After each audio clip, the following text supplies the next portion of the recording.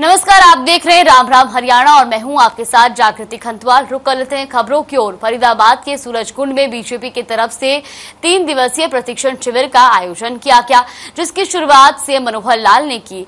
तो वहीं इस मौके पर प्रदेश के तमाम मंत्रीगण, विधायक, बीजेपी के राष्ट्रीय संगठन महामंत्री बीएल संतोष, केंद्रीय मंत्री गजेंद्र शेखावत, कृष्णपाल गुर्जर समेत कई राष्ट्रीय पदाधिकारी शिरकत करेंगे। और इस प्रशिक्षण शिविर में मुख्य तौर पर पार्टी संगठन को बूथ लेवल तक मजबूत बनाने के लिए मंथन किया जाएगा।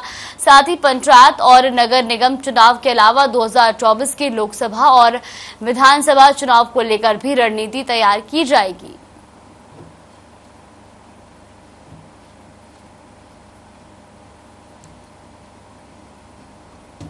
जनता पार्टी की नीतियों से अवगत कराती रहती है।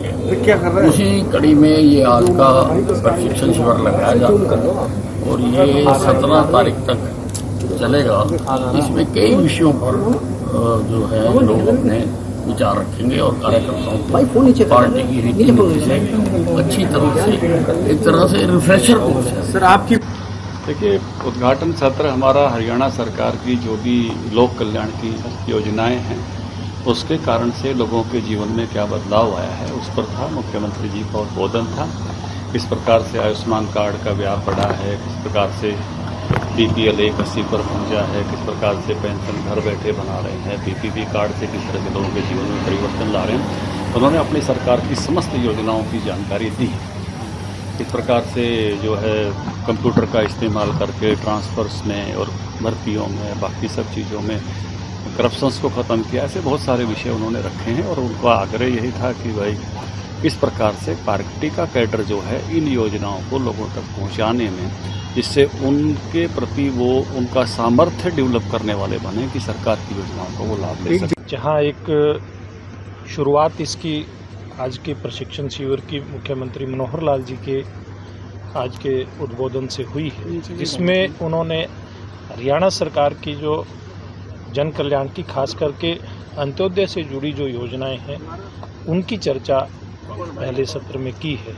और दूसरे सत्र में हमारे पार्टी के वरिष्ठ नेता भूपेंद्र यादव जी, जो केंद्रीय मंत्री भी हैं, उन्होंने वैश्विक परिदृश्य में भारत की भूमिका और उसके प्रभाव, ये विषय आज के भी 2 सत्र में हुए हैं। और ये तो बीजेपी की रूटीन की परंपरा है। बीजेपी का जो विचार है, बीजेपी की कार्यपद्धति है और जो कार्यक्रम है, उन सब के बारे में उसका ब्यौरा बताया जाता है।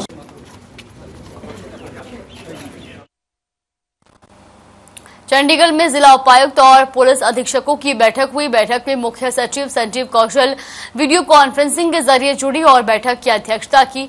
बैठक में 24 जुलाई को होने वाली HCS और एलाइड परीक्षा को लेकर चर्चा की गई। संजीव कौशल ने निर्देश दिए कि जिला उपायुक्त अपने जिलों में प्रत्येक 5 से 10 लोकेशन के लिए फ्लाइंग स्क्वाड अधिकारियों की नियुक्ति करें। वहीं उपायुक्त और पुलिस की संयुक्त टीम जिलों में बनाए गए परीक्षा केंद्रों का दौरा करे और केंद्र के आसपास के क्षेत्र में चेकिंग करे। विशेष तौर पर नजर रखी जाए कि किसी परीक्षा केंद्र के आसपास किसी व्यक्ति या वाहन की संदिग्ध मूवमेंट ना हो। इसके अलावा परीक्षा के दिन भी परीक्षा केंद्रों का दौरा करें। उन्होंने कहा कि परीक्षा केंद्रों और आसपास के क्षेत्र में धारा 144 लागू की जाए। इसके अलावा संवेदनशील केंद्रों पर विशेष निगरानी रखी जाए।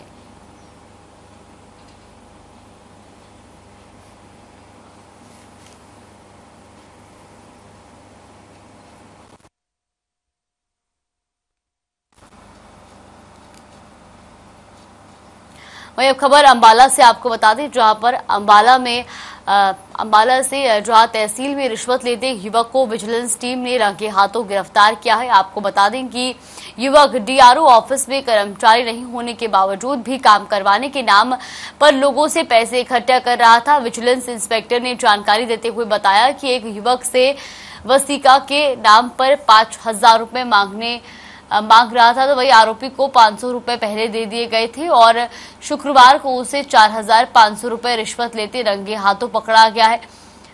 आपको बता दें कि जिसके बाद विजिलेंस अब इस पूरे मामले में गहनता से जांच करेगी कि आखिर किसके कहने पर आरोपी ये काम कर रहा था।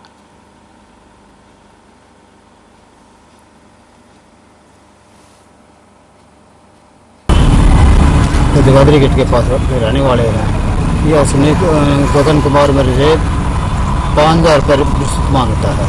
500 पैनल ले लिए और 4500 मेरे रंगे हाथे पकड़ा गया वसीका के नाम से।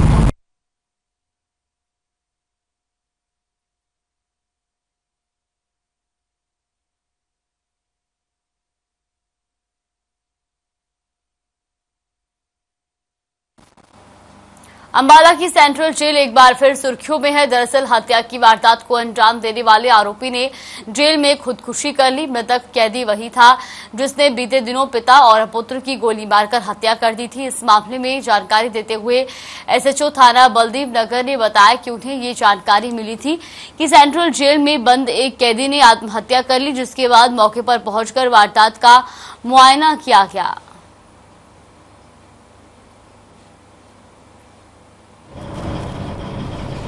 सुबह मॉर्निंग में हमें जेल प्रशासन द्वारा सूचना मिली थी कि एक हवालाती ने सुसाइड कर लिया है, और तो जिसमें हमने अपनी तरफ से आईओ हमारा चला गया था मौके पे। और क्योंकि ये जेल में हुआ इंसिडेंट तो माननीय जुडिशियल मजिस्ट्रेट ने इसकी इंक्वायरी की है, तो इसका पोस्टमार्टम दिन में करवा दिया गया था और उसका शव भी परिजनों के हवाले कर दिया गया। सर चंडीगढ़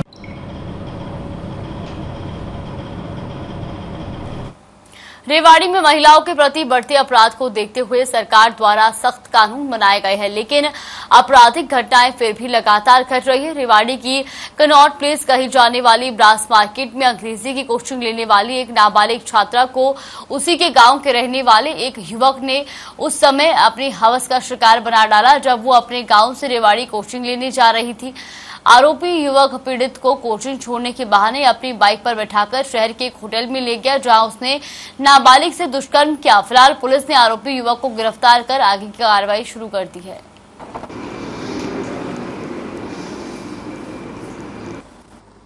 जड़थल गांव की पीड़िता है और आरोपी भी जड़थल गांव का ही है।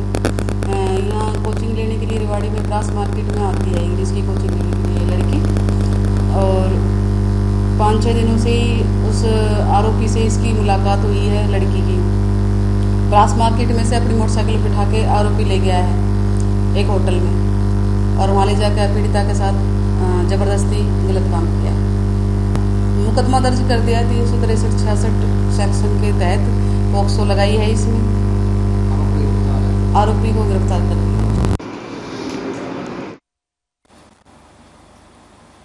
खबर गुरुग्राम से, जहां पुलिस को बड़ी सफलता मिली है। आपको बता दें कि लूटपाट करने और विरोध करने पर सिर में चोट मारकर हत्या करने के बाद युवक के शव को गांव गाढ़ोली के पास फेंककर फरार हुए 3 हत्या आरोपियों को गुरुग्राम पुलिस ने देवीलाल कॉलोनी से गिरफ्तार किया है। वहीं एसीपी क्राइम की माने तो ब्लाइंड मर्डर केस में थाना सेक्टर 10 में पुलिस ने गुप्त सूत्रों की मदद से तीनों आरोपियों को काबू करने में सफलता हासिल की है। आपको ये भी बता दें कि आरोपियों की पहचान आफ्ताब राजा, कुणाल उर्फ धामा और शाहिल उर्फ मुल्ला के रूप में हुई है।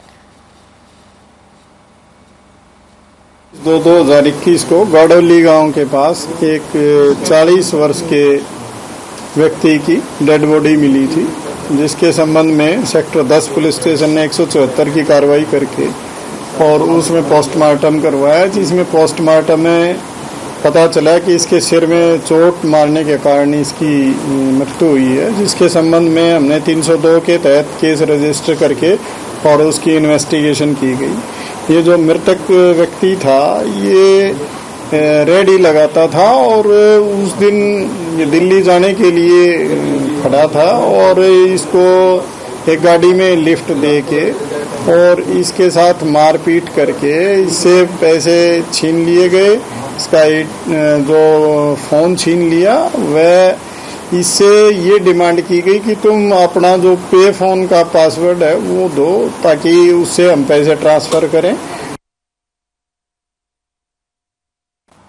अंबाला में राजकीय रेलवे पुलिस के सीआईए सेल को बड़ी कामयाबी मिली है, जहां Jamnagar Katra super fast express train में सीआईए को चेकिंग के दौरान एक लावारिस बैग मिला। तो वहीं जब सीआईए टीम ने बैग की तलाशी ली तो बैग में से 3 करोड़ की 3 किलो 80 ग्राम की हेरोइन बरामद की।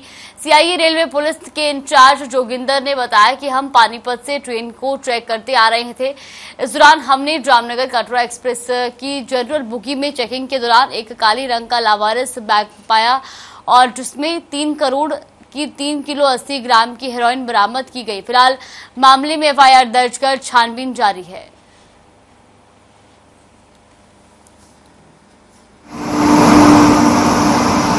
ये कल मेरी टीम जो है पानीपत से गाड़ी को चेक करते ले आ रही थी और रास्ते में हमें संदिग्ध बैग मिला। इसका काफ़ी तलाश करी, इसमें खुफिया तौर पर भी लानिया तौर पर भी कोई इसका मालिक नहीं बना। तो फिर हमने अम्बाला कैंट स्टेशन पर इसको उतार के खोल के चेक किया। अफसरों के नोट्स में ले आए कि ये इस तरह का कोई पाउडर है। तो इसकी नार्कोटिक किट आती है, उसके चेक करने से हमारे को ये जो हीरोइन का बारे पता चला है।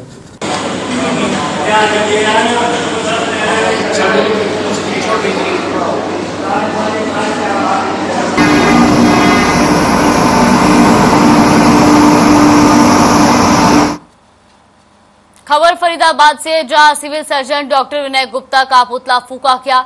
आपको बता दें कि ताऊ देवीलाल वृद्धाश्रम के संचालक किशन बजाज ने अस्पताल में पब्लिक प्राइवेट पार्टनरशिप के तहत बनाए गए हार्ट सेंटर पर एक बुजुर्ग के इलाज में लापरवाही बरतने के गंभीर आरोप लगाए। उन्होंने कहा कि इस लापरवाही की शिकायत फरीदाबाद के सिविल सर्जन डॉक्टर विनय गुप्ता को दी गई है, लेकिन 10 दिन बीत जाने के बाद भी सिविल सर्जन डॉक्टर विनय गुप्ता ने हार्ट सेंटर के खिलाफ इलाज में लापरवाही बरतने के मामले को लेकर कोई कार्रवाई नहीं की, जिसके चलते मजबूरन वृद्धाश्रम के सैकड़ों बुजुर्ग एकत्रित हुए और हार्ट सेंटर के डॉक्टरों और फरीदाबाद के सिविल सर्जन डॉक्टर विनय गुप्ता का पुतला फूंकते हुए जमकर नारेबाजी की।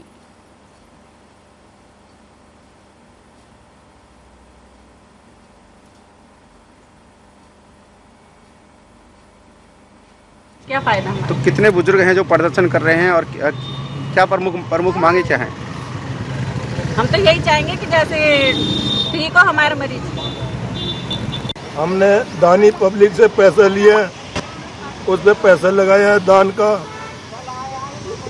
और उसको कोई आराम नहीं आया। आश्रम में 2 दिन बाद फिर उसको लेके आया, भाई उसकी वही पोजीशन जो पहले थी। उन्होंने 1 दिन के लिए फिर रख लिया कमल, फिर हमने स्टैंड डाल दिया। अब इससे आगे जब भी लेके आओगे आपका पैसा लगेगा। दोबारा भी पैसा लिए मेरे से। तो हमने इसको फोर्टिस हॉस्पिटल में लेके गए, एंजियोग्राफी करी इसकी। डॉक्टरों के कहने रिपोर्ट के आधार पे इसका स्टंट बिल्कुल सही नहीं पड़ा। हमने सीएमओ के एक लेटर लिखा है, आज 10 दिन हो गए, उसको कोई जवाब नहीं आया हमारे पास। हार्ट सेंटर रुकते एक छोटे से ब्रेक के लिए, ब्रेक के बाद जल्द हाजिर होंगे खबरों के साथ।